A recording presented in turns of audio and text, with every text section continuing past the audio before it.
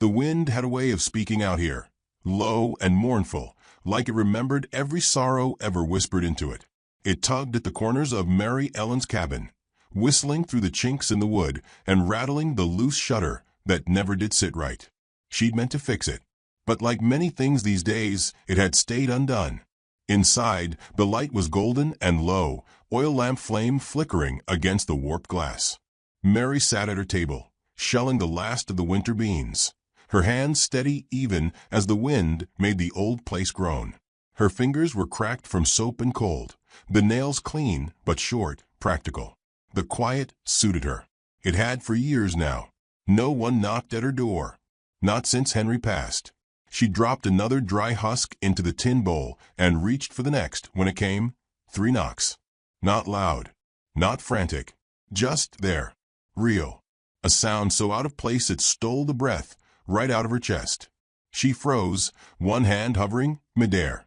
For a moment she wondered if she'd imagined it, if the wind had knocked something loose on the porch again. Then it came again, softer this time. 3 quick taps. She stood slowly, chair legs scraping the floor behind her. The rifle leaned by the door, always did. But she didn't reach for it. Instead, she slipped on her shawl and pulled the door open with a cautious slowness, the cold spilling in like a living thing. There he was, crumpled against the doorframe like a man who had tried to stand and failed.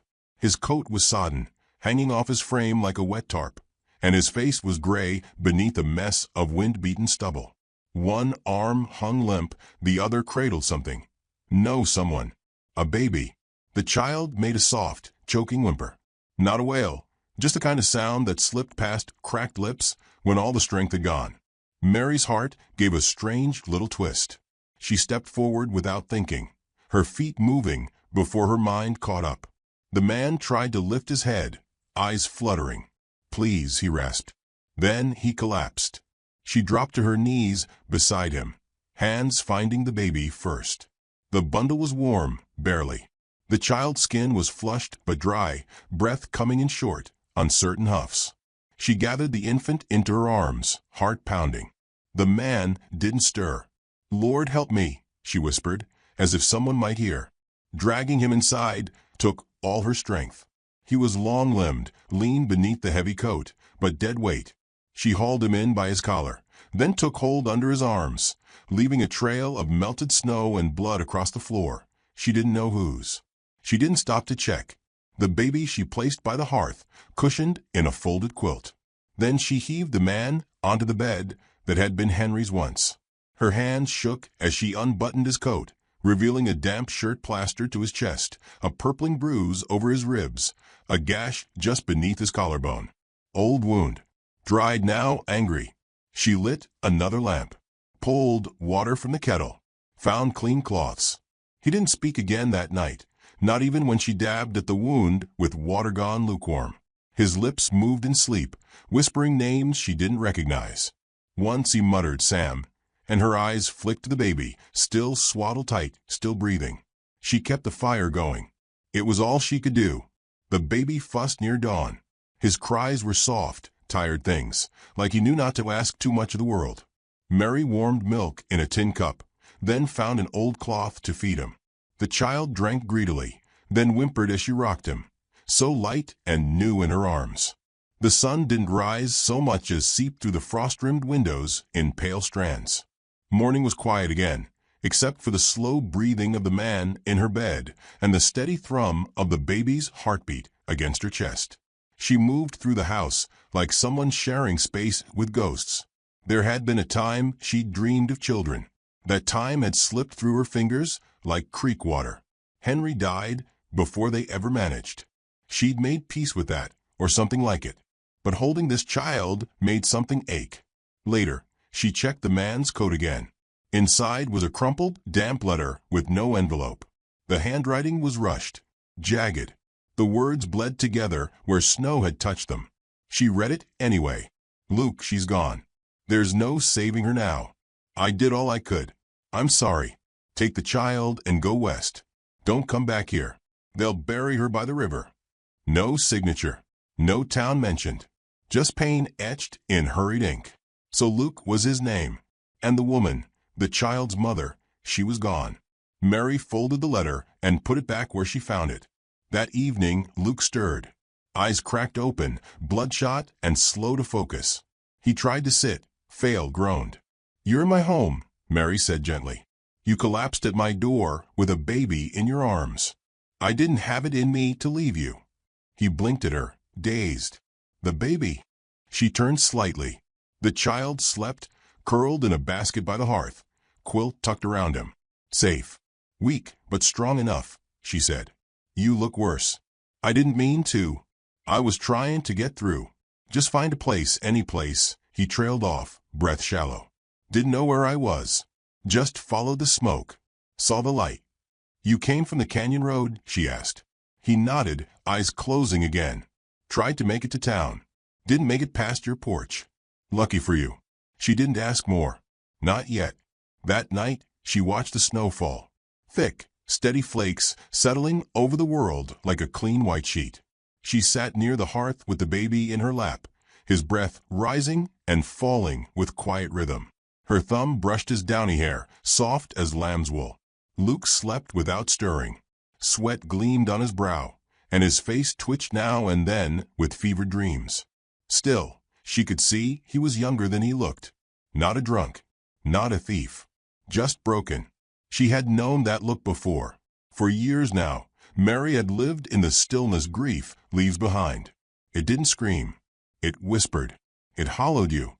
And now, suddenly, her quiet world held two new heartbeats. She didn't know what to do with that. In the days that followed, she worked like someone whose hands knew how to move even if the heart lagged behind. She made broth, steeped willow bark tea, cleaned the man's wound again and again. He didn't speak much. When he did, it was in fragments. "My wife, her name was Ada. Baby's name, Samuel." He paused. She picked it. He said her name like it still lived in his mouth, like he hadn't figured out how to speak without it. Mary understood. There were words she hadn't said in 5 years because they belonged to someone who wasn't breathing anymore. She didn't tell him about Henry. She didn't tell him she'd once hoped for the sound of tiny feet on this old wood floor. Some truths could wait. By the 4th day, he was strong enough to sit up. He watched her carefully, like a man unused to kindness without a price. She didn't press him, just made coffee and let the silence stretch. That morning, as she swept the floor, he spoke again. "I didn't come here to beg. I was ready to die." She paused, hand still on the broom. "And the baby?" He looked down at his hands. "I wasn't going to let him die with me." Her throat closed, sudden and tight. She turned back to the hearth. "That's something, at least." A long pause. Then, "Why'd you take us in?" She didn't look at him, just swept the last of the ashes into the pan. "Because I looked at that child and thought, if God gave me one more chance to love something, I might be able to take it." She hadn't meant to say it, but it hung there between them, soft and unflinching. Luke nodded once, like he understood more than he had words for. Outside, the snow kept falling. Inside, something else had begun to settle. Not peace, not yet, but the flicker of it. In the corner, Samuel stirred, his tiny hands flailing in sleep. Mary moved toward him, and Luke watched her go, watched the way her fingers brushed the edge of the quilt, the way she bent to soothe the child without being asked. He didn't know what kind of woman would take in a stranger and his son without question. He only knew he hadn't expected to live through the week. Now he wasn't sure what he hoped for, and that, he realized, was a kind of beginning. The first time Luke tried to stand, his legs buckled like wet rope. The bed creaked beneath him as he fell back with a sharp grunt, chest heaving, the pain behind his ribs flaring white-hot. The cabin was warm, too warm, almost, but his fingers still shook from something deeper than cold. He lay there for a long moment, breath rasping in his throat, before the smell of coffee found him. He turned his head. Mary was at the stove, her back straight, her shawl tucked neatly over her shoulders. The morning light etched gold across her gray-streaked braid.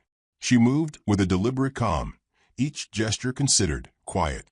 She hadn't noticed him watching yet, or, if she had, she didn't let on. Luke swallowed hard. His mouth was dry, his tongue thick with sleep and regret. "You didn't have to let me stay." Her hand didn't pause as she stirred. You collapsed at my door with a half-dead baby. I wasn't about to leave either of you to the cold. His eyes dropped. Still, thank you. Mary turned then, and their eyes met for the first time since he'd woken. Her gaze didn't pry. It didn't pity either. Just studied him for a beat longer than comfort allowed. Then she walked over, placed the mug on the table beside him.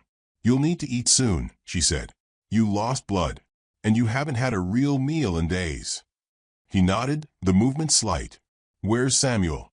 She looked to the far corner of the room, where the baby lay in a hand-woven basket, swaddled in one of Mary's old flannel nightgowns, mouth open in peaceful sleep. He's doing better than you. A small breath escaped Luke's chest. Relief, guilt, maybe both. I thought he might not make it. His voice broke around the edges. He was barely breathing when Ada... He stopped, jaw tightening. Mary didn't ask for more. She just picked up the tin bowl beside the stove and crossed to the table, sliding it in front of him with a quiet clink. Broth, thick with barley and wild herbs. Steam curled upward like a gentle hand. Eat. Talk later. Luke lifted the spoon with shaking fingers and tasted. The salt brought tears to his eyes before he even registered the flavor. He blinked them away, swallowing again, slower this time. Mary didn't sit, didn't ask questions. Just tidied the hearth and folded linens, letting the silence stay where it was. When he finally cleared the bowl, his chest no longer felt hollow. The pain in his ribs dulled from screaming to whispering. He leaned back, a tremor running through his limbs, and closed his eyes. You were out near 4 days, Mary said softly. Fever nearly took you. He nodded faintly. Would have deserved it. She didn't answer that. That night, Samuel cried. Not the weak, gasping mule of before. This was full-throated, raw, and sudden, like a dam breaking. Luke startled awake, heart pounding. He was on his feet before he realized it, stumbling to the basket. The baby's face was red, fist tight, eyes squeezed shut. I've got him, Luke said quickly, reaching in with shaking arms. But the moment he held the child, he froze. Samuel squirmed, kicked, and kept crying. Luke bounced him, patted his back, shifted his arms, but nothing worked. The sound grew louder, cracking through the dark like a whip. Luke's jaw clenched. I don't know what to do, he muttered. I don't know what you want. He rocked harder, more desperate than gentle now, the baby's cries only rising. Then Mary was there. Here, she said not unkindly. Let me. He hesitated, shame burning hot in his face, but handed the baby over. Mary held him close, one hand under his head, the other rubbing slow circles on his back. She murmured something under her breath, words he couldn't catch. A tune, maybe. A lullaby. Within seconds, Samuel quieted. Just like that. Luke sat on the edge of the bed, shoulders caved. He knows I ain't her. Mary glanced down at the baby, who blinked up at her with bleary eyes. He knows you're trying. That's something. Luke let out a breath that trembled. She made it look easy. Ada, she just knew how to hold him, feed him. She only had him 2 days, but she... He stopped again, voice cracking. Mary lowered herself into the rocking chair. Samuel still pressed to her chest. The fire's glow painted her face in shades of rust and honey. Tell me about her, she said. Luke looked over slowly. Why? Because it matters. He stared at the hearth for a long moment. Then, she was 17 when I met her. I was near 30. Thought I had no business even looking. She worked in her father's store. Always had her sleeves rolled, hands full of flour or nails or some godforsaken ledger. But she had a way of smiling that made you forget every bad thing that ever happened to you.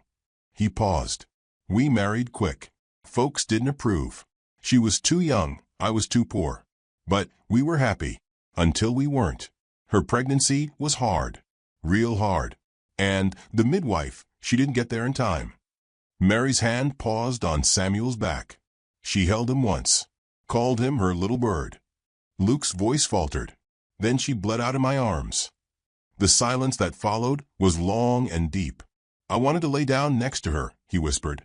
Just stop. But I couldn't. Not with him looking at me with her eyes. Mary didn't speak. Didn't need to. She just rocked. And Luke, for the first time since Ada's death, let himself cry. The next morning, he rose before dawn. His legs still ached, but he moved slowly, carefully. Mary found him outside, chopping wood in the frost-covered yard, sweat already darkening his shirt. "You'll tear that wound open," she warned. "I can't sit in that bed another day." He split a log with a grunt. "I have to do something." She watched him work for a while. His swing was wrong, off balance. But he kept at it, teeth clenched, jaw set. Stubborn as a mule. After 10 minutes, his hand slipped. The axe hit the edge of the log, bounced, and caught his shin. Not deep, but enough to draw blood. Mary was at his side in an instant. "I told you," she started, but he waved her off. "I'm fine." "You're bleeding." "I've bled worse." Mary knelt, pressing a cloth to the cut. "Stop trying to prove something." He looked down at her, hair unbound, face flushed from cold and fury. For the first time, she didn't look untouchable. She looked real, alive. "I'm trying to be worth the help you gave me," he said. "You don't know what I was before this, what I've lost." "I know what you are now," she said quietly. "A man who's trying to raise his son, who carries more pain than most could stand. That's enough." Luke didn't answer, but he didn't flinch when she tied the cloth tight around his leg. That afternoon, they sat on the porch in the sun, the snow finally melting in patches. Samuel slept in a sling Mary had sewn from an old curtain, strapped against her chest. Luke whittled a small piece of pine, shaping it into a crude bird. His fingers worked steady, smoother than before. "He sleeps better on you," he said after a while. Mary rocked gently. "I've got a steadier heartbeat." Luke smiled faintly. "You got steadier everything." She looked over. "What do you think he'll be like when he's older?" Luke shook his head. "I don't know. I just want him to be kind." Mary nodded. "That's a good place to start." Inside the house, the fire burned low. Outside, the wind had quieted. For the first time in weeks, Luke didn't feel like he was running from anything. He just sat, listened to the creak of the porch boards beneath their feet, watched the horizon turn gold. That night, he found himself standing by the cradle long after Mary had gone to bed. The baby stirred, opened his eyes, then closed them again. "I'm not her," Luke whispered. "But I'm yours. And I'll try." In the corner, Mary watched from the shadows. She said nothing, just turned back to her room, lips pressed tight, a single tear tracking down her cheek. The days began to take on rhythm. Luke helped with chores, mended the chicken coop, patched the roof where the snow had weighed it down. His hands, once calloused from rail work and road dust, grew familiar with thread and timber again. Mary let him stay, not just in the house, in the space of her silence, in the unspoken comfort of small things, an extra spoon set on the table, a flannel shirt washed and folded, a second cup poured without asking. They didn't speak of the future, not yet. But one evening, Luke found her by the river behind the house. She was standing ankle-deep in snowmelt, sleeves rolled, her hands submerged in the freezing water, eyes closed. "I come here to think," she said without turning. "What about?" She opened her eyes. "What I lost. What I still have." He stepped beside her, boots crunching on the bank. "What did you lose?" She hesitated. "My husband, Henry. He died of fever 5 winters ago. Quietly. In this house." Luke didn't speak. Just waited. "I thought I'd die in that silence. Thought maybe I already had. But then you knocked." He looked at her. The river shimmered at their feet, sunlight scattering like coins. "I'm sorry for what you've been through," he said. She shook her head. "We've all been through something. But not everyone makes it out the other side." He offered his hand. She took it. And for the first time, they stood not as strangers or broken souls trying to survive each other, but as something else, something new. Behind them, the baby cried, a short, sharp wail carried by the wind. Neither of them moved right away. They just looked at each other, that small cry curling between them like a promise neither dared speak aloud yet. Luke squeezed her hand. "I'll get him." Mary nodded. "We'll both get him." And in that moment, nothing more needed to be said. The snow melted slowly that year, reluctant and stubborn, like it had grown used to blanketing the world in stillness. Mud pooled in the yard, and the cabin creaked differently now, adjusting to thaw and weight and the shifting of lives inside it. Luke moved with more strength, the color returning to his face, though a limp lingered from a sprained knee he never quite admitted to. Mary noticed, but she didn't say anything. She watched instead, how he favored one leg when he thought no one was looking, how his shoulders hunched when Samuel cried, like a man bracing for failure. They settled into a rhythm, not quite comfort, not quite survival. Luke would rise early, tend the fire, fetch water, and split wood, slower now, but with more care. Mary baked bread in small round loaves, taught him how to knead with his palms and not just fists. Sometimes she caught him watching her hands as she worked, like he was trying to memorize something he'd never known before. The baby grew louder, hungrier. His cries filled the corners of the house, soft then shrill then soothed again. Luke changed him clumsily, wincing when the child squirmed and cried. Mary showed him once, twice, then left him to figure it out. He did, eventually. One afternoon, Luke found Mary kneeling in the garden bed, sleeves pushed up, fingers deep in damp soil. The earth smelled of thaw and old roots, and the wind carried the first scent of spring, sharp pine, distant rain. He crouched beside her, watching her bury onion bulbs with the kind of precision most men gave to bullets. "You plant things like they matter," he said quietly. She didn't look up. "Everything does, if it survives the winter." He reached down and took a bulb from the cloth sack, mirrored her movements. The dirt clung to his hands in clumps, thick and wet. For a long time, neither of them spoke. That night, he carved a small horse from a scrap of pine and left it on the mantel. Samuel couldn't play with it yet, but Mary found it the next morning, thumbed the tiny details, the rounded ears, the carved saddle, the initials LC etched in the belly, and placed it gently in a wooden bowl beside the hearth. She didn't mention it, but she didn't hide it either. They were still strangers in some ways. At night, Luke slept on a cot near the door. Mary in the bedroom she once shared with Henry. They moved around each other carefully, like two shadows cast by the same flickering flame.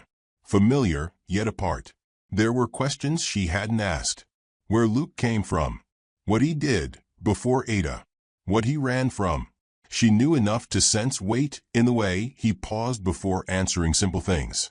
But she never pressed. Not because she didn't want to know, but because she understood that some truths had to come slow, like sap from a tree. Bled, not forced. One morning, while she hung linens on the line, a rider appeared down the ridge. She shielded her eyes, heart skipping. Luke stepped out of the barn, shirt damp with sweat, and froze beside her. The man dismounted stiffly. Marshall's star on his chest, badge dull with dust. Marshall Tibbins, broad-chested, clean-shaven, eyes like cold stone. He nodded to Mary, but looked straight at Luke. "Morning, Miss Bell." "Marshall," she said, guarded. Tibbins nodded toward Luke. "He the one been staying with you?" Luke stepped forward. "Name's Luke Calder.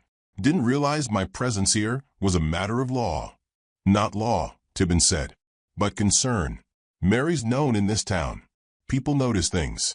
A man shows up out of nowhere with a baby and no past, it gets talked about." Luke's jaw worked silently. Mary stepped between them, chin lifted. "He's under my roof. My say." Tibbins eyed her, then Luke. "You decent, Calder?" Luke didn't flinch. "I've buried more than I've hurt." The marshal watched him a long moment, then gave a slight nod. "You give her cause to regret to keen you in, you'll answer to me." Luke nodded once. "Fair enough." When the marshal rode off, Mary turned back to the house without a word. Luke followed, slower, guilt pressing like a stone against his ribs. Inside, she picked up Samuel, who had begun to fuss, and settled into the rocking chair. Luke stood with his back to the door, hands clenched. "You knew that would happen," she said finally. "I did. You planning to leave?" His voice came out rough. "Do you want me to?" She looked down at the baby, brushed a finger over his forehead. "I want what's best for him." "So do I."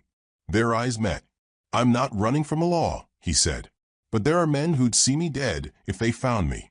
She nodded slowly. That's a different kind of trouble. I can go.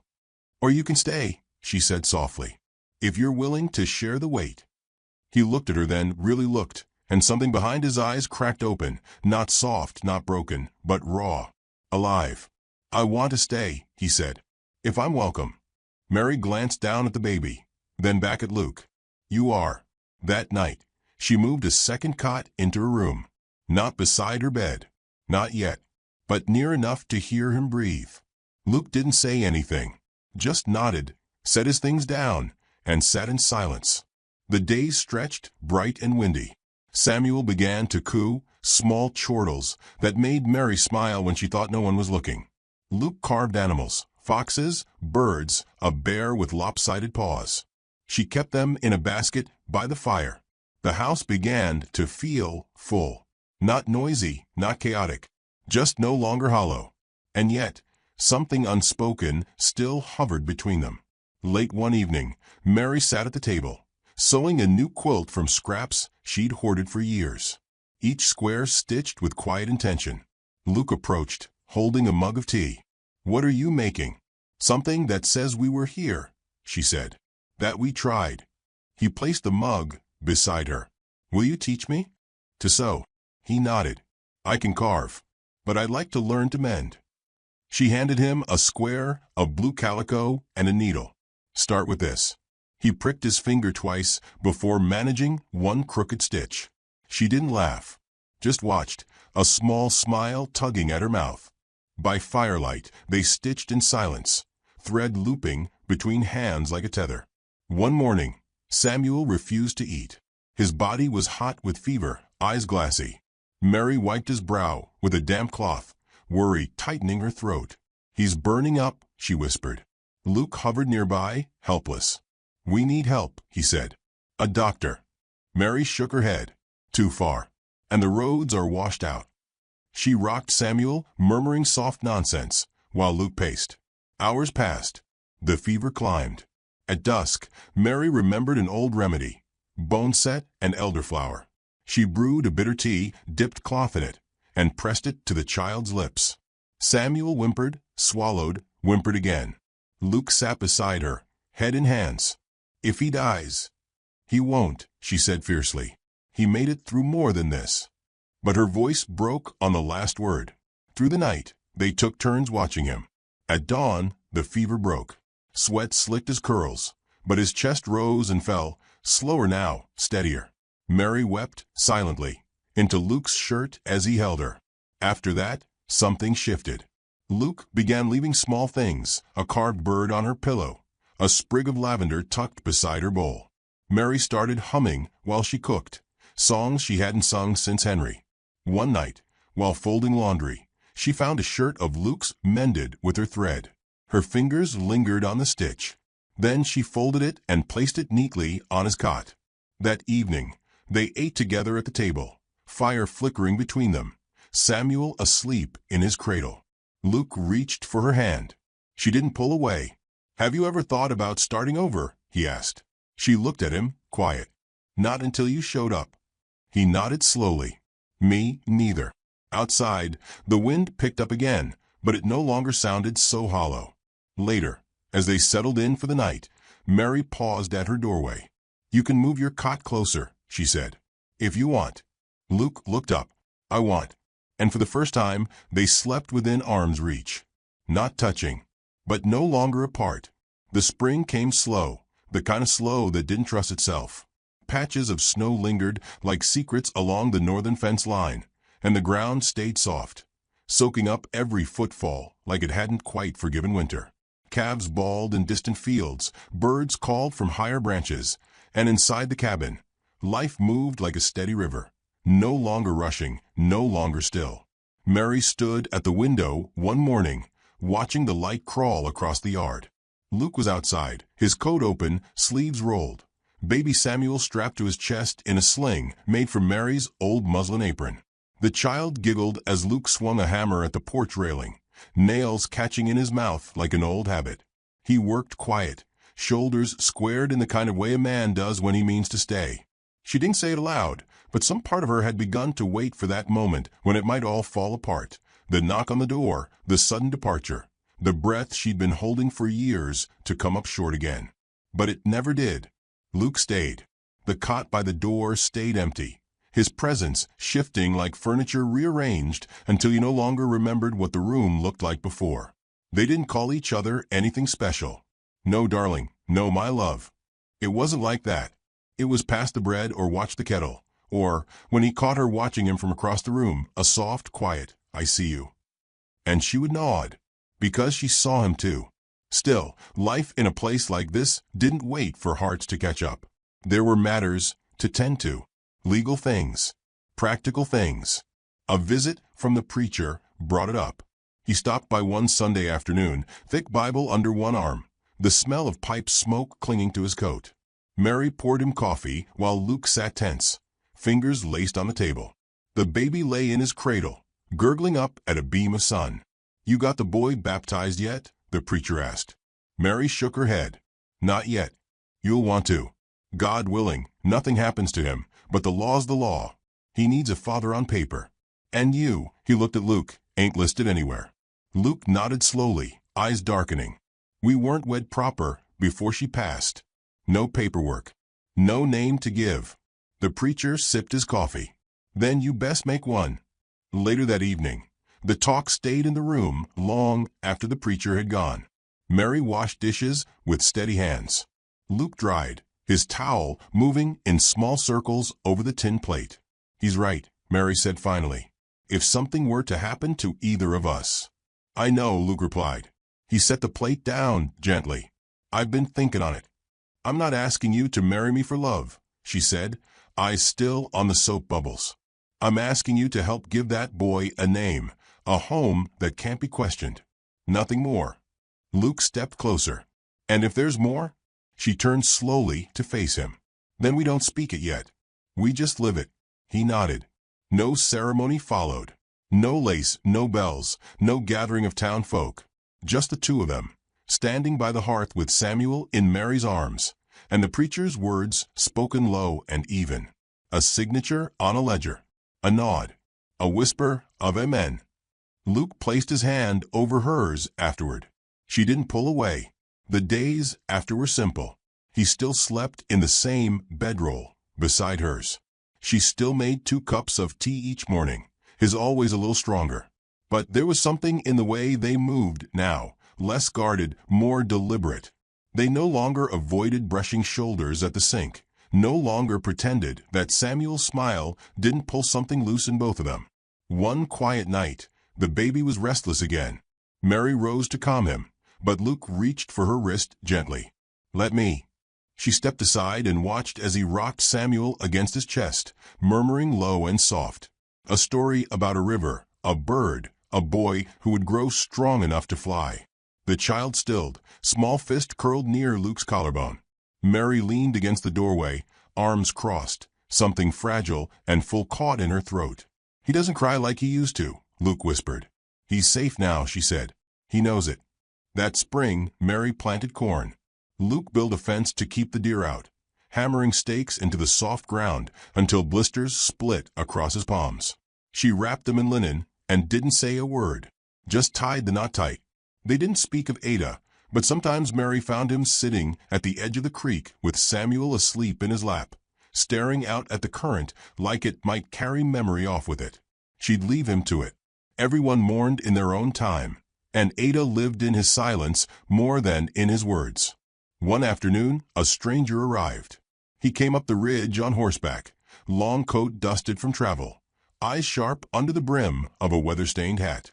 Mary saw him first, standing in the doorway, with the wind tugging at her apron. Luke was chopping wood behind the barn. He froze the second he saw the rider. "Do you know him?" Mary asked, already sensing the answer. Luke's mouth was a thin line. "His name's Elias Danner." The name fell like a stone into the room. Elias dismounted slow, casual, but his eyes were anything but friendly. "Well now," he drawled. "Didn't figure you'd go and make yourself a little homestead, Calder." Mary stepped forward, placing herself between them without thinking. "State your business." Elias gave a slow, mocking smile. "He didn't tell you, did he? This man here took something for me." rode off with money that wasn't his, and left me to answer for it. Luke's jaw tightened. I left because I saw you kill a man. You were drunk and careless. I wasn't going to stick around to take the blame. Elias's smile faded. We could settle this, one way or another. Not here, Mary said sharply. Not near this baby. Elias looked at her, surprised. Then at Samuel, who now peeked sleepily from the crook of her arm. Didn't peg you for the marrying kind, Calder. Thought you only knew how to leave. I'm not that man anymore, Luke said. Elias tipped his hat mockingly. We'll see. I'll be back. He turned and rode off, the sound of his horse's hooves fading into the trees like a storm pulling its punch. That night, the quiet returned, but it was heavier than before. Mary found Luke sitting by the fire, Samuel asleep in his arms again, his thumb tracing lazy circles on the boy's back.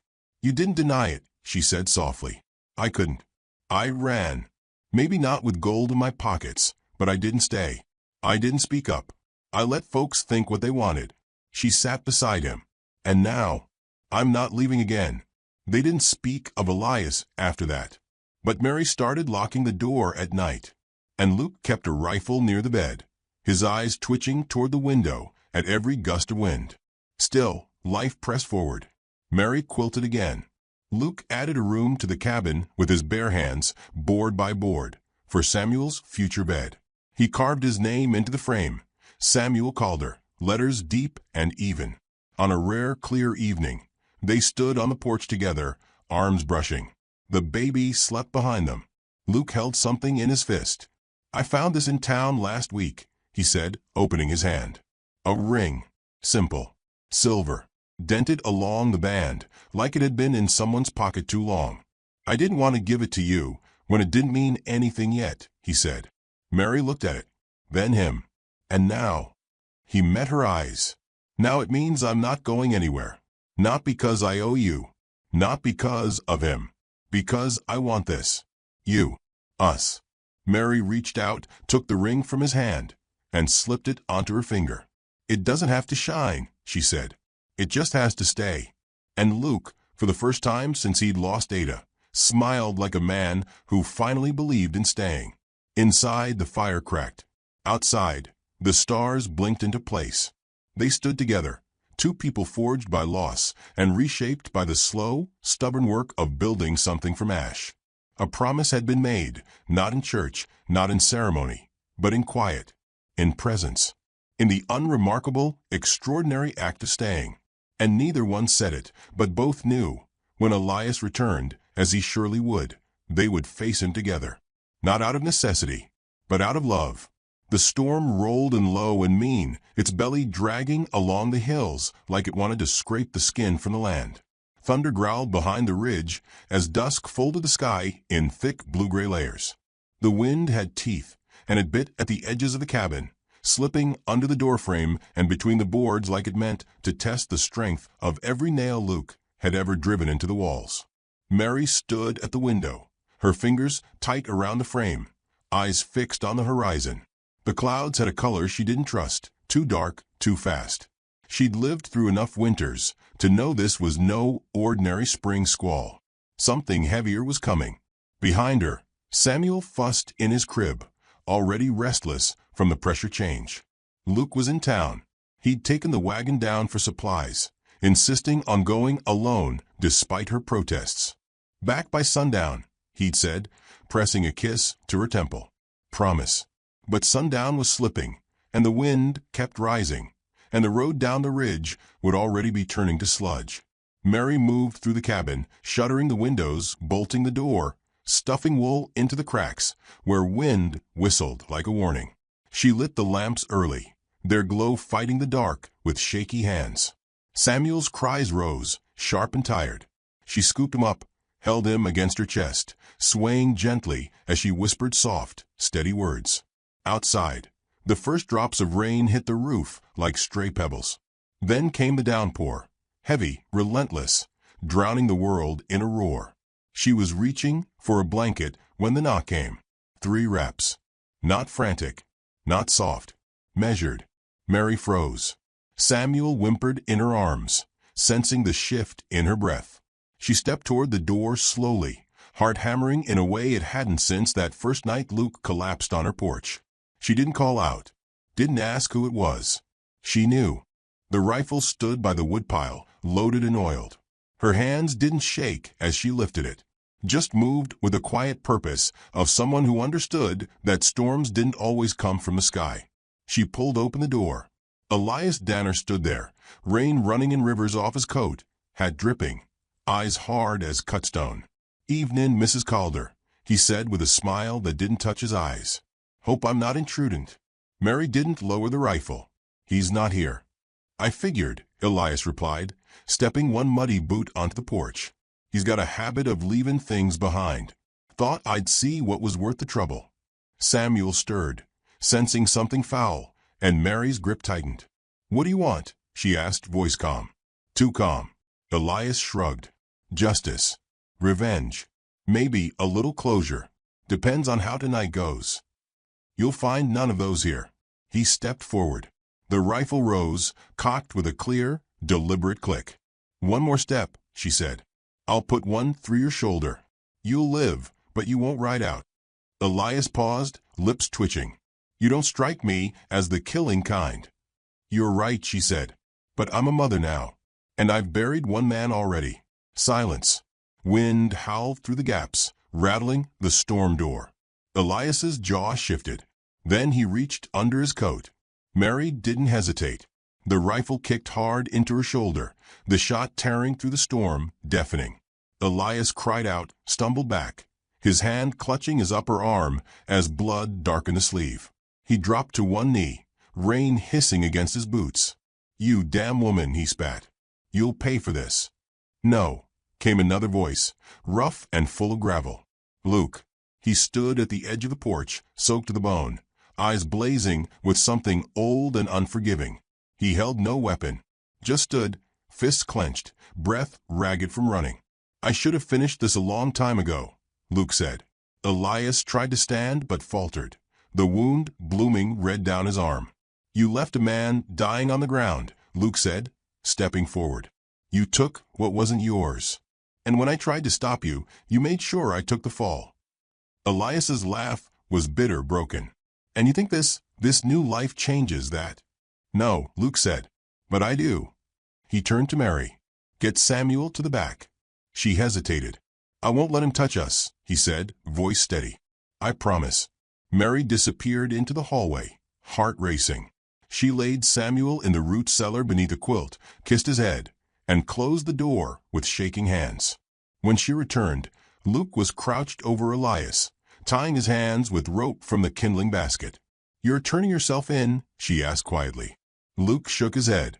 "No need. Marshall's already heard my story. He's coming by tomorrow. I wanted to tell you, but I didn't want to bring fear back into the house." Mary's hands were cold. "And him?" "He'll live," Luke said. "He'll face the law now, not just the ghosts." Rain battered the roof. Thunder cracked, so close it rattled the panes. Luke dragged Elias inside, dumped him near the hearth. The wounded man groaned, but said nothing. Mary and Luke stood together, wet, breathless, the scent of smoke and storm mingling in the air. She reached for his hand. He took it. Neither of them spoke for a long while. Later, after Elias was bound and sleeping under Mary's watchful eye, Luke slipped into the bedroom. He returned with a small box, the same one she'd seen him carve by firelight, never asking what it held. He knelt, not for tradition, but for gravity. "I came here with nothing," he said. "Not even myself. You gave me more than a roof. You gave me back the man I lost. I know we already made promises. But this one's different." He opened the box. Inside was a simple gold band, polished, worn. Mary's breath caught. "It was Ada's," he said. "She'd want you to have it." Mary knelt, facing him. "I'm not a replacement." "You're not," he said. "You're the reason I'm still standing." He slipped the ring onto her finger. And for the first time, they kissed, not because they had to, not because a piece of paper bound them, but because something had finally softened between them, enough to let light in.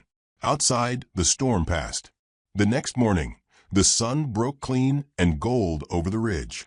Steam rose from the wet earth, and the porch boards glistened like honey. Marshal Tibbins arrived just after breakfast. Elias was hauled off, grumbling curses, but quiet under the law's eye. Mary stood on the porch with Samuel in her arms, Luke beside her. The land stretched out before them, wide and green and waiting. Samuel reached for Luke's hand, and Luke, smiling now, said, "Let's raise him right." Mary nodded. They would, together. The land was white and endless, save for the smudge of trees near the creek and the lone figure trudging the perimeter, Samuel Alder, bent not with age but with something harder to carry. His boots broke the crust of the snow with quiet finality. Each step seemed less about checking the fence and more about marking time, as if routine were the only thread holding him upright. He moved slow, deliberate. The kind of man who didn't waste motion or words. His face had the look of someone who had seen too many good things vanish and learned to stop reaching for more. His beard had gone gray at the chin, though he was not yet old. The wind tugged at his coat, a patched canvas thing that didn't quite hold out the cold anymore. Behind him, the house sat with its shoulders hunched, a structure worn by grief. The chimney breathed thin smoke. Inside, a little girl named Rosie sat curled in a rocking chair too big for her, cradling a rag-stuffed cloth rabbit. Her cheeks were pale but clean, her hair braided loose. She watched the door, not with worry but with the silent expectancy of a child who had already learned to be patient with sorrow. Samuel returned just before dark, shook the snow off his coat, and stepped inside without a word. He set his rifle by the door, habit, not threat, and nodded to Rosie. She gave him a small smile, and he tried to return it. It came out crooked, more muscle than warmth. He lit a lamp, stirred the coals, added a log. The house creaked around them like it, too, remembered who was missing. Her absence clung to everything, the worn apron still hanging by the pantry door, the scent of lavender still caught in the quilt, the silence where her voice used to hum. Miriam had been gentle. And then she was gone, blood soaking the bedsheets after Rosie's birth, her hand slipping from his as the midwife whispered a prayer. 2 winters had passed since. Now, the days bled into one another, marked only by weather and chores. He spoke little, but he never raised his voice. That was his grief's shape, not anger, but retreat. He did the work of 2, with a kind of quiet desperation. Rosie, bright-eyed and brave, filled the gaps the best she could. She fed the chickens. She swept the corners. She spoke to her cloth rabbit like it might carry words to heaven. That night, supper was thin stew and cornbread, eaten in silence save for the clink of spoons. Samuel watched the window, though there was nothing to see. Just white. Just dark. Just wind. When Rosie had been put to bed and the fire banked low, Samuel sat at the small desk tucked beneath the front window. He opened the bottom drawer, pulled out a folded letter, creased, yellowed, never sent. Dear Miss, my name is Samuel Alder. I am a widower with 1 daughter. I live near Bristle Creek, 2 miles from town. I seek not a servant nor a saint, just someone kind, someone who don't mind quiet. He had written it in the thick of grief, one night when the silence had screamed too loud. But he never mailed it. Who would want to come here, to this life? He held the letter now, read it over again, then slid it back into the drawer without sigh or sentiment. Outside, the wind howled like something wounded. It was well past midnight when the dog barked, a short, surprised sound from the barn. Samuel sat up in bed, heart thudding, then swung his legs over the side. The floor was cold. He pulled on boots, shrugged into his coat, and took the lantern down from its hook. The barn sat a short walk from the house, just past the old cottonwoods. He moved quickly, lantern casting long shadows on the snow. The dog, Mosby, half-deaf but still alert, whined low and circled the door. Samuel eased it open, and the warm smell of hay and old wood greeted him. The lantern's light swept across familiar shapes, tack on hooks, feed sack stacked, the mare dozing in her stall. And there, nestled in the farthest corner, a shape that didn't belong. A woman. Sleeping or near enough, curled tight beneath an old wool blanket he didn't recognize. Mosby was lying beside her, tail twitching. She stirred as the light reached her face, not startled, but slow, as though surfacing from a deep dream. Her eyes blinked open. They were not frightened, just tired, the kind of tired that lived in the bones. "I'll go," she whispered before he could speak. Her voice was hoarse from cold or silence. Samuel stepped forward slowly, lowering the lantern. "You know this is my barn?" he asked. She nodded. "I didn't mean to trespass," she said. "Just needed out of the wind." Her coat was too thin for the weather. Gloves frayed. Snow still clung to her boots. There was a valise near her feet, worn leather tied shut with a belt. He noticed the way she sat up, proud even now, not begging, just explaining. "What's your name?" he asked. She hesitated. "Florence May." "You from town?" "No," her hands folded in her lap. "Came on the train. Got off 2 days ago. Been walking since." "Where were you headed?" She looked up at him then, and something passed between them, not recognition, but alignment. Two people who had lived through hard things without asking anyone to fix them. "I was looking for Samuel Alder," she said. He stared. The lantern flickered in his hand. For a moment he thought the wind had tricked his ears. "You found him," he said. She nodded again, slowly, as though that made sense to her. "I had a letter," she murmured. "From him. From you. Said you needed someone kind." Samuel felt something tighten in his chest. "I never sent it." She smiled, faint and crooked. "Maybe the Lord did." The words hung in the air. He didn't know what to say to them. She looked away, brushing straw from her skirt. "I'll move on at first light. Just needed a place warm enough to keep breathing." He watched her. How still she was, like someone used to being told no. Like someone who would not fight it if it came again. "No call to sleep out here," he said finally. "Come inside. There's stew and a fire." She glanced at him, startled for the first time. "I don't want to trouble you." "You're already here," he said, more gently than it sounded. "May as well come in out the cold." She nodded slowly, rose without complaint, gathered her bag and blanket. Mosby stood too, loyal to whoever needed warmth. They walked back through the snow in silence. The house was dark but for the embers glowing faint behind the hearth grate. He gave her his chair by the fire, poured her a bowl of stew and set it on the table without comment. She ate slow, grateful. Not ravenous, but steady, like someone used to making food last. When she finished, he showed her to the spare room, the one with the rocking horse his brother had made for Rosie. He hesitated in the doorway, unsure if he should explain that it was his wife's room once, or if that mattered. Florence set her bag down, ran a hand along the quilt. "Thank you," she said simply. He nodded.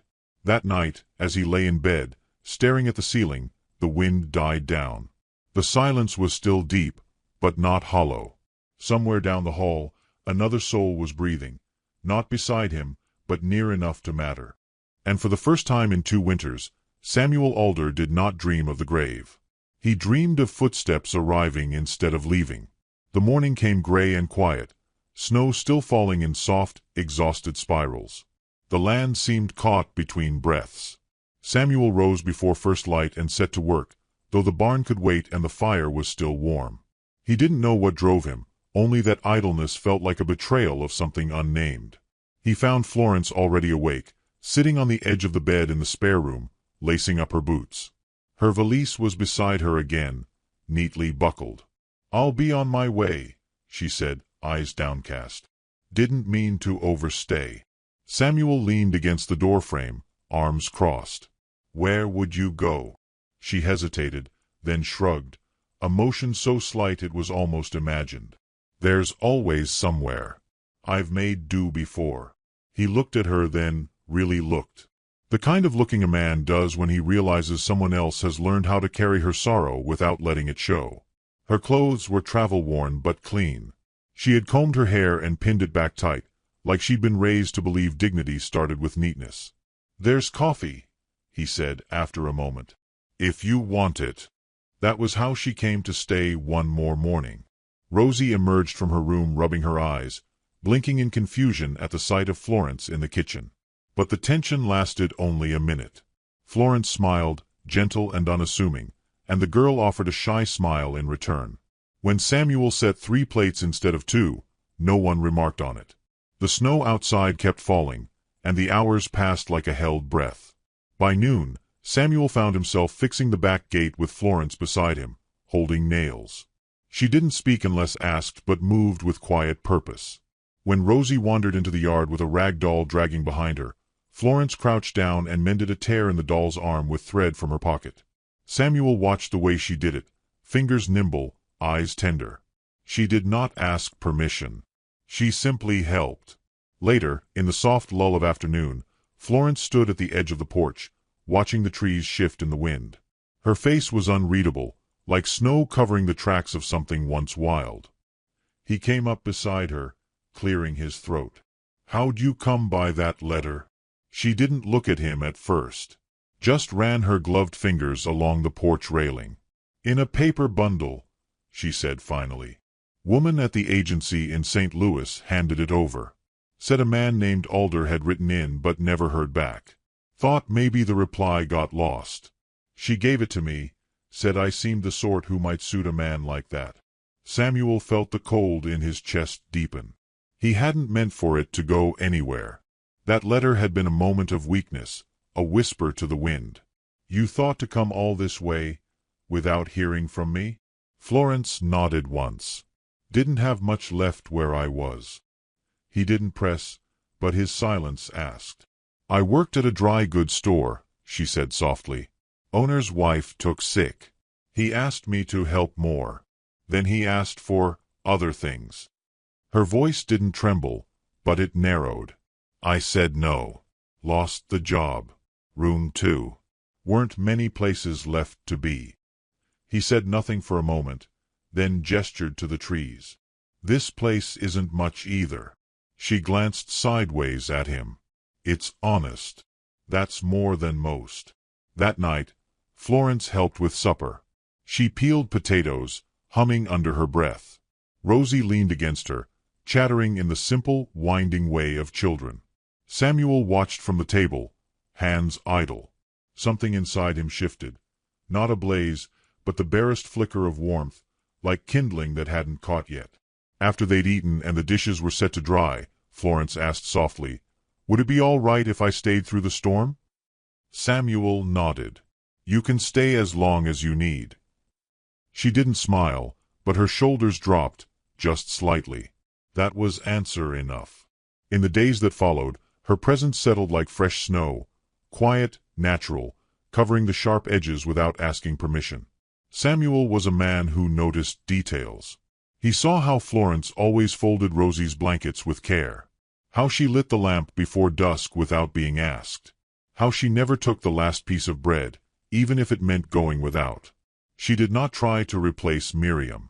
She moved through the house like someone who respected the ghosts but refused to be one. Rosie began calling her Miss Florence, without prompting. Sometimes Samuel caught the girl watching Florence with a look that mixed curiosity and hope, like she was trying to remember something she never quite had.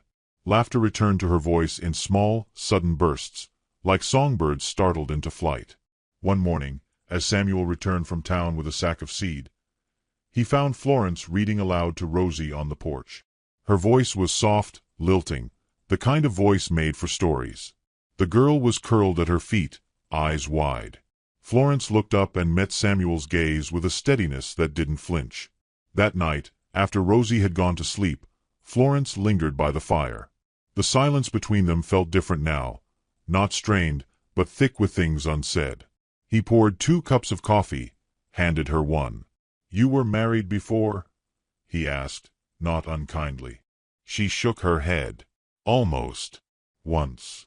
He waited. "He was a teacher. Said he wanted a simple life. Then said I was too plain. Said I'd aged too quick. Left before the banns were posted."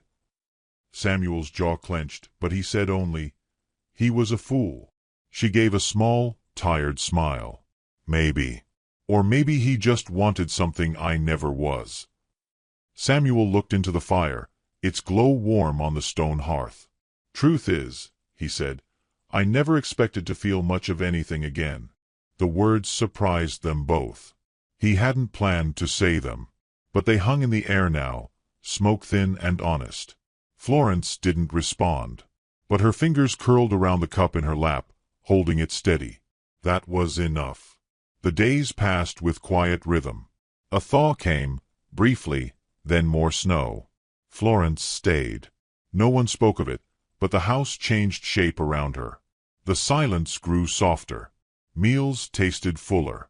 The space beside the fire felt less empty. One night, Samuel passed by the door to Rosie's room and paused.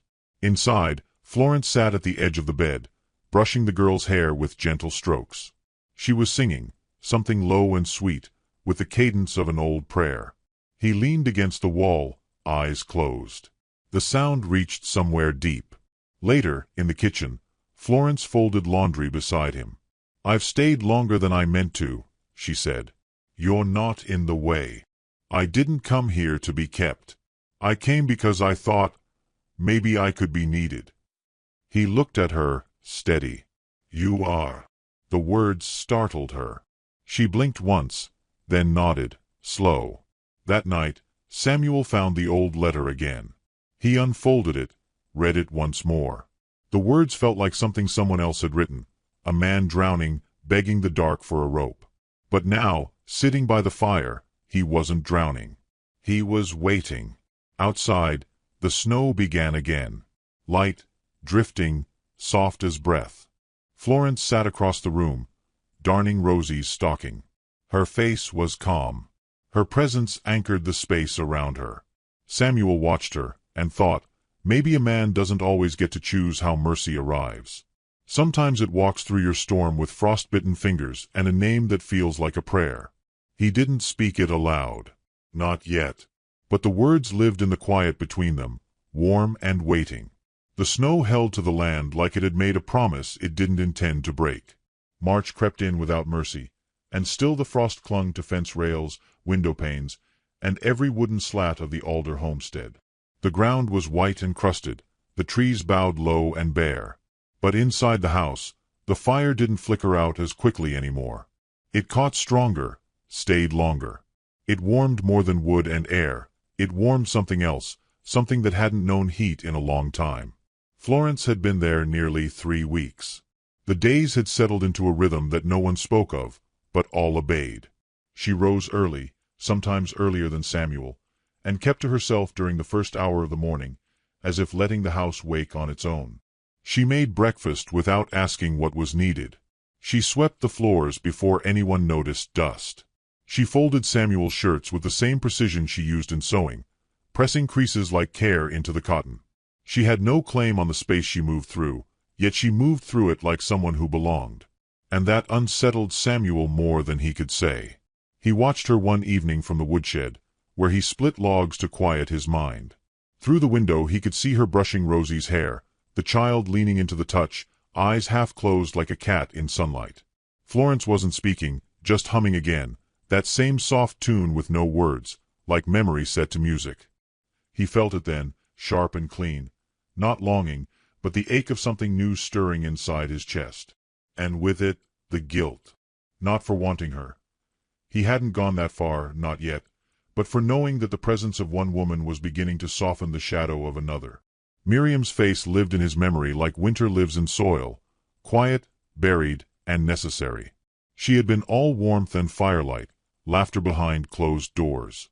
Her death had hollowed him like a fallen tree. When she passed, he buried not just her body, but the part of himself that could dream. Now here was Florence, neither demanding nor diminishing. She never tried to erase Miriam's presence, nor fill her shoes. She simply moved alongside the ghost, respecting its edges, sharing space in silence. And Rosie, poor motherless girl that she was, had taken to Florence like a flower turning toward the only light it recognized. One night after supper, when the dishes had been done and Rosie was already dreaming beneath her quilts, Florence lingered near the fire. Samuel sat in his chair, boots off, dog at his feet, cup of coffee cooling in his hand. He hadn't spoken much that day, caught in a mood he couldn't name. Florence didn't ask about it. Instead, she pulled the sewing basket into her lap and began patching a tear in one of Rosie's mittens. The lamplight caught her hair, made it shine like worn silk. Samuel watched the way her fingers moved, gentle, deliberate, unhurried. "You always sew like that?" he asked, voice low. She glanced up. "Like what?" "Like you're mending more than fabric." She smiled, faint. "Maybe I am." Silence passed between them. Not the cold kind, but the kind that asks to be kept. Samuel shifted, stared at the flames.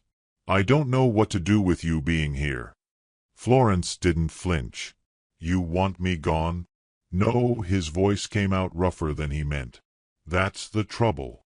She said nothing. Let the quiet stretch. He swallowed. "I don't want to dishonor what I had. But I can't pretend you being here hasn't mattered."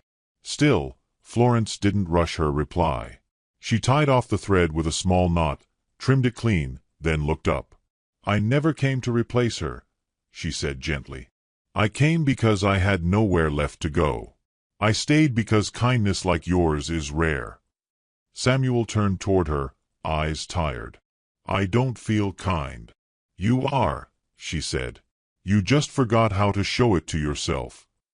It was the sort of truth that sounded simple but took years to earn. He didn't speak again that night, but when he passed her the sugar for her tea, he let his fingers graze hers just a little longer than necessary. She didn't pull away. The days grew longer by minutes. The sun hung later in the sky. The thaw had not come, not fully, but something in the air hinted at change. Then came the visit from Doc Malley. He arrived one afternoon, his buggy dusted with snow, eyes sharp beneath a brim full of ice. He brought medicine for Rosie's cough and a bundle of letters from town. Florence answered the door and offered him coffee before he could even stamp his boots clean. Inside, Samuel greeted the man with a nod and little more. Malley had delivered Rosie, had wept beside Samuel when Miriam passed, had not cried since. As Florence stepped into the kitchen, Doc Malley leaned in, voice low. "She's the one, isn't she? The one from the letter." Samuel nodded once. "You marrying her?" Samuel's jaw clenched. "Haven't asked." "You planning to?" "I don't know." Malley studied him. "Well, if you don't, someone else will." He said it like a warning. Or a prophecy. That night, after the doctor had gone and Rosie was asleep again, Samuel found Florence folding laundry in the parlor. He stood in the doorway, unsure. "Doc said I ought to marry you." Florence didn't pause. "That so?" "Said if I didn't, someone else would." She finished folding a shirt, placed it in the basket. "What do you say?" She finally looked at him, eyes steady. "I say I won't marry out of pity. Or obligation. I've had enough of that." Samuel stepped closer. "It wouldn't be pity." "But would it be love?" she asked, quiet but firm. He hesitated. "I don't know what that feels like anymore." "Then don't promise what you can't give." He didn't answer. Just turned and walked out into the yard, where the snow was melting in places, leaving patches of brown earth behind. He chopped wood until the moon rose, until sweat ran down his back and the ache in his shoulders felt cleaner than the ache in his chest. In the days that followed, Florence grew quieter. Not cold, not distant, but withdrawn. Her bag was no longer in the corner of the spare room. It had moved closer to the door. Samuel noticed. One afternoon, while he repaired the wheel on the wagon, Florence came to him with a letter in her hand. She didn't speak at first, just waited until he met her eyes. "I wired my cousin in Missouri," she said. "She's offered me a place." He stood slowly. "You leaving?" She nodded. "Soon." Rosie, overhearing from the porch, ran down the steps, eyes wide. "Why?" Florence knelt, touched the child's cheek. "Sometimes people don't stay, honey. Sometimes they were only meant to come through long enough to help." The girl burst into tears. Samuel turned away, jaw tight. That night, Florence sat on the edge of the bed in the spare room, hands folded in her lap. She didn't cry, didn't tremble, but her posture said everything. She had hoped. She had waited. And now she was gathering the pieces of herself before anyone else could. Samuel stood outside her door for a long time, listening to the silence. He didn't know what words might change her mind, or if any should. But he knew this: if she left, something in him would collapse inward again, and he wasn't sure he'd come back from it this time. He didn't knock. He didn't go in. But he stayed there, all the same, until the fire in the hearth burned low. The next morning, Samuel rose before dawn, hitched the wagon, and rode into town. The roads were still slick, the wind sharp. But he drove with purpose, coat buttoned tight, hat pulled low. He went first to the mercantile, then the smithy, then finally to the small chapel at the far end of town.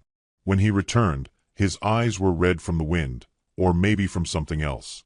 He found Florence in the kitchen, coat on, bag by the door. "You leaving now?" he asked. She turned, expression unreadable. "Figured it best. I went to town," he said, setting a small box on the table. She didn't touch it, just looked at him. "I don't have a speech," he said. "I'm not good with feelings. But I know this. You showed up when I didn't think anything good ever would again. You mended more than clothes. You mended this place. You mended me." She said nothing, tears trembling on her lashes. "I don't want to ask you to stay because I'm lonely," he said. "I want to ask because I finally see what's been standing in front of me. And I don't want to spend the rest of my life wondering what we might have had if I'd spoken." She opened the box. Inside was a simple silver ring, plain but polished. "You sure?" she whispered. "I've never been more." She stood there a long time, then set her bag down gently on the floor. "I'm not perfect," she said. "Neither am I. I scare easy. I'll wait. I need more than shelter, Samuel. I'll give what I can, every day."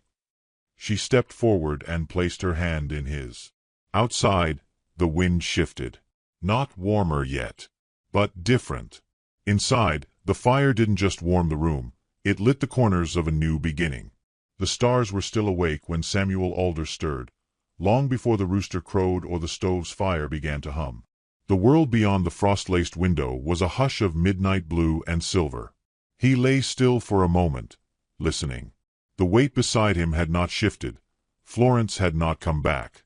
Not yet. Her door had stayed closed since their conversation the evening before. He had offered his heart in the plain-spoken language he knew, and she had stayed, but silence had taken her hand afterward. Not rejection, not acceptance, just quiet. He rose slowly, each movement deliberate. He dressed in the dark, boots pulled on, collar turned up. The house was still.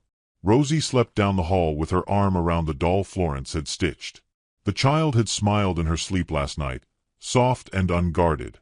Samuel had not seen that in many long moons. Outside, the cold bit like a blade, but he welcomed it. It made the blood move. He saddled the mare and rode out while the dark still owned the land. His breath ghosted in the air as he made the ride into town, each hoofbeat a pulse against the snow-packed earth. It wasn't until the faintest brush of lavender touched the sky that he knocked on the parson's door. The Reverend blinked at him from the stoop, face pale from sleep.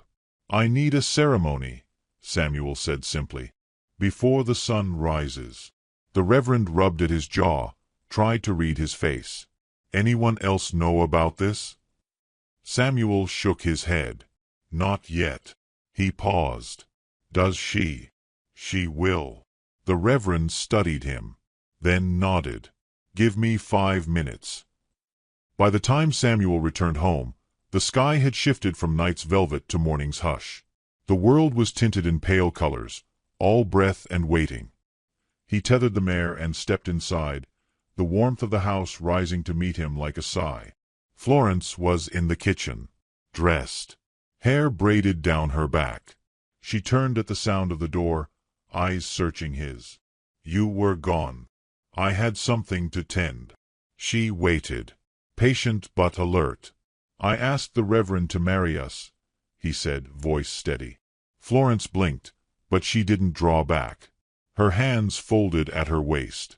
Now. He nodded. Before the sun climbs too high. She looked down, took in the plain blue dress she wore, the apron still around her waist. I'm not ready for something like that, Samuel. I haven't even. It's not about readiness, he said softly. It's about truth. And this is mine. You've already stitched yourself into this home. You've already found a place in my daughter's heart. In mine too, if I'm honest. She swallowed, throat tight. I know you're scared, he continued. I am too. But I also know what it feels like to lose everything and still wake up needing something to hold on to. Something that stays. She looked away, jaw trembling. It feels like I've had to beg to be wanted most of my life. I ain't asking you to beg. He stepped closer. I'm asking if you'll let yourself be chosen. The silence between them was heavy, but not cold. Rosie's soft footsteps sounded down the hall. She appeared in her nightdress, rubbing her eyes. Mama Florence. Florence froze. Rosie didn't correct herself. Didn't even seem to realize what she'd said. She simply reached out and took Florence's hand. Florence's breath caught. Her eyes met Samuel's, and something unspoken passed between them, something that neither winter nor time could erode. She nodded. He left the room only to fetch his late wife's shawl, thick wool and lace-edged, kept wrapped in cedar. He held it out, quiet. Florence took it reverently and wrapped it around her shoulders. No veil, no gown. But there was meaning in the warmth of something once sacred, repurposed with tenderness. Rosie wore her boots over wool stockings and rode between them on the mare. The three of them moved like shadows through the still sleeping town, their breath rising in the cold like smoke from prayer candles. The chapel stood small and waiting, its windows dark. The Reverend met them with a lantern and a tired but kind smile. No witnesses. No bells. Just the creak of old pews and the hush of mourning. Florence stood beside Samuel in the tiny aisle, hands clasped, eyes lifted but unsure. The Reverend's words were few and full. There was no poetry, only truth.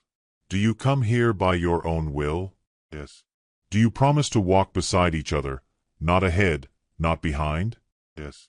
Do you vow to give not what is perfect, but what is real? Yes. Samuel spoke only when needed. Florence, the same. But when he looked at her and said, I choose you, because you saw me when I forgot I was worth seeing, her eyes filled, and she nodded through the tears. The Reverend gave a small blessing. And that was that. No ring. No bouquet. Just three people walking out into the first gold light of day. The sky was lavender above them. The town still slept. And no one knew yet what had taken place. It belonged to them alone. In the wagon ride back, Rosie fell asleep on Florence's lap, tiny hand curled in the folds of her shawl. Samuel drove in silence, watching the woman beside him with new eyes. He had married her not because he needed help with Rosie, nor because he feared being alone. He had married her because in her silence there was strength, and in her eyes there was a mirror, one that didn't judge his grief, but honored it. The house met them with a quiet that felt different now. Not the hollow kind. The sacred kind. Inside, Samuel hung up his coat and made a small breakfast. Florence sat by the fire, hair unbraided now, Rosie still curled against her like a limb she'd grown without realizing. When he brought her a cup of tea, she took it without a word, and their hands brushed. No spark, no jolt. Just warmth. The day passed like a breath. No grand announcement. No sudden change. Yet everything was different. That afternoon, Samuel found her sitting on the porch, shelling beans. She looked up as he approached.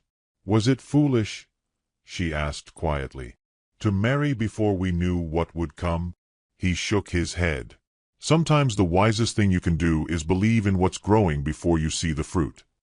She smiled at that. A small one, but it stayed. That night, Florence tucked Rosie in and stayed beside her until the girl's breathing evened. Samuel stood in the doorway, arms crossed, watching. She called you Mama. Florence turned. I heard. How did it feel? Like something I don't deserve, she said. But something I want to protect all the same. He stepped into the room, rested a hand on her back. We'll earn it. All of us. Later, when the lamps were low and the fire casting shadows across the walls, Samuel poured 2 cups of tea and handed her one. She took it, but didn't sip. I meant it, he said. When I told you this place needed you. She nodded. And I meant it when I stayed. They sat in silence after that, letting the fire speak. And in that silence, the snow outside finally stopped falling. The sky beyond the window cleared. Stars blinked down on them, ancient and indifferent. But inside, beneath those stars, a small home glowed with something gentle and just beginning. Neither of them knew what the days ahead would bring. But they knew this. Before the sun rose that day, they had chosen one another. Not with fireworks. Not with declarations. With quiet. With steadiness. And with hope. Spring didn't announce itself in Bristle Creek with any kind of ceremony. It just softened the mornings little by little. Snow retreated without apology. Ice melted off the eaves and dripped like small metronomes onto the porch rail. What had been brittle and white became slush, then soil, then the pale blush of budding green. The wind changed, too, lost its teeth, started to sing again. Inside the Alder house, the rhythm had grown gentle and sure. Florence moved through the rooms like she'd always belonged there. Rosie followed her like a shadow, asking endless questions and giving soft, solemn hugs when answers didn't come quickly enough. Samuel mended fences and dug furrows into earth he hadn't believed in before. He came in at noon with dirt on his hands and something lighter in his chest. The silence that had once choked the place had become a balm, full of comfort instead of absence. They were not loud with each other. There were no grand shows of affection. But every gesture meant something. Samuel would reach for Florence's shawl when the wind picked up. Florence would lay his gloves by the stove, warming them before he returned. Rosie began to hum Florence's lullabies, never asking whose they'd been first. Love had woven itself into their days not like lightning but like roots, slow, unseen, inevitable. Then came the man from the past. It was a Tuesday when he rode in, the kind of gray-skied day that made the sun feel like a distant idea. His name was Eli Graves, and he wore it like a brand. Tall, lean, dressed fine for frontier standards. His boots were polished, his coat without wear. But his eyes moved like someone who didn't trust the road beneath him. He showed up at the Mercantile first, asking quiet questions. Then he showed up at the Alder place. Florence was on the porch, stringing beans with Rosie when she looked up and saw him. Her face didn't twist in surprise or fear, just tightened slightly, like a door pulled gently closed. Samuel stepped out of the barn and watched the man dismount. "Eli," Florence said, voice flat. "I wondered if you were still breathing." He gave her a small smile. "Didn't expect to find you all the way out here. I didn't leave a map." His gaze flicked to Samuel, then back. "I came to talk. I've no interest in that." Eli glanced at the child sitting wide-eyed beside Florence. "You have a daughter now?" "She's mine," Florence said, her voice sharper now. "She's been mine since the day she wrapped her arms around my neck and didn't ask what I'd done wrong to be alone." Rosie stood and reached for Florence's hand. Florence squeezed it, eyes never leaving Eli. "I made mistakes," he said after a long moment. "You were right to be angry. But time changes a man." "It didn't change your timing," she said. "You always come when I'm just about all right again." Eli looked at the house, at the fields, at Samuel. "You married him?" "Yes," she answered. He paused. "You deserve better." "I have better." Samuel hadn't spoken yet, but he stepped forward now, slow and solid. Not confrontational. Not afraid. Just there. "You've said what you came to say," he told the man. Eli narrowed his eyes. "She deserves a man with fire in his blood. Not one who builds walls around grief." Samuel didn't flinch. "She doesn't need fire. She needs steadiness. And peace." Florence spoke then, soft but sure. Eli, you didn't come to win me back. You came to see if I was still breakable. I'm not. He looked at her like he almost didn't recognize her. And maybe he didn't. Maybe the Florence he had known was a girl who bent toward whatever kindness wouldn't disappear. But the woman before him now didn't bend. She stood rooted. He mounted his horse and left without another word. When the dust settled, Samuel turned to Florence. You all right? She nodded, slow. Yes. More than I expected to be. He looked down at Rosie, who clutched Florence's skirt with big, worried eyes. Florence bent and scooped the child into her arms. Mama's not going anywhere, she whispered. That night, after the supper plates had been cleaned and Rosie tucked beneath her patchwork quilt, Florence stood at the window, watching the moon rise. The room behind her was dim, lit only by the hearth's glow. Samuel entered quietly, his steps familiar now, his presence a comfort rather than a question. He always had a way of finding cracks, she said without turning. Samuel joined her, looked out at the moonlit yard. He won't find any now. I used to think I needed someone to chase me, Florence said, to make me feel worth the effort. Samuel's brow furrowed. But you, she continued, you walk beside me even when I say nothing, even when I fall quiet. That's love, isn't it? Not the rush, but the return. He nodded. I never knew how to speak it, but I think I live it now. She turned to face him. I married you before dawn because I was afraid you'd leave, he admitted. Because I'd lived so long with loss, I didn't know how to hold something without fearing it'd slip through. Florence stepped forward, rested a hand against his chest. And I stayed because you never asked me to be anything but who I was. He leaned into her touch, closed his eyes. For the first time in years, the walls he'd built inside himself felt like they were dissolving. I was a broken man, he whispered. You were grieving, she replied. And grief doesn't make you less. It makes you deeper. He opened his eyes, looked into hers. You believe that? I live it. In the quiet that followed, something unspoken passed between them, something vast and tender. They kissed, not like strangers fumbling toward passion, but like two people who had already built a life with their hands and were now learning to rest in the safety of it. Spring came hard and full after that. Rain turned the fields rich. Birds returned to the trees. Rosie grew like the wildflowers, small and bright and stubborn. She called Florence Mama, without thinking now. Samuel watched them from the porch some days, heart swelling in ways he no longer feared. The townsfolk began to notice the change. Doc Malley would tip his hat and mutter something about miracles. Mrs. Tate, once all suspicion, now brought preserves and spoke with gentle awe. Even the mailman lingered longer at the gate, asking after Rosie's favorite stories. But none of that mattered more than the way Florence laughed now, freely from the belly. Or the way Samuel reached for her hand without checking first. Or how, on rainy mornings, they would sit together at the table with coffee and speak about nothing and everything. Then, one night, the storm came. A true spring tempest, lightning like split bones across the sky, thunder that shook the glass. Rosie whimpered in her sleep, and Florence rose to soothe her. Samuel lit the oil lamp, checked the windows, and found Florence already standing by the girl's bedside, one hand stroking her brow, the other steady on her shoulder. He watched them for a long time. The storm howled, but inside it was calm. When Florence joined him again, she curled beside him on the worn settee, head on his shoulder. You know, she murmured, I think I was waiting my whole life to stop waiting. He brushed a thumb over her knuckles. You were always meant to be found. The storm passed before dawn. The fields shimmered with new water. The sky cracked open into gold and blue. That morning, Florence walked outside and stood barefoot in the mud, eyes closed, face lifted.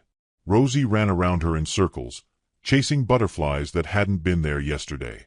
Samuel leaned against the doorframe, arms folded, smiling like a man who finally believed in the future. As Florence turned toward him, muddy dress clinging to her ankles, he opened his arms. She went to him without hesitation.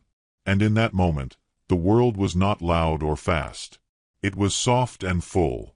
A quiet kind of love, steady as heartbeat. Earned, not given. Built, not begged. For all the years they had wandered, her through rejection, him through grief, they had found something better than rescue. They had found each other.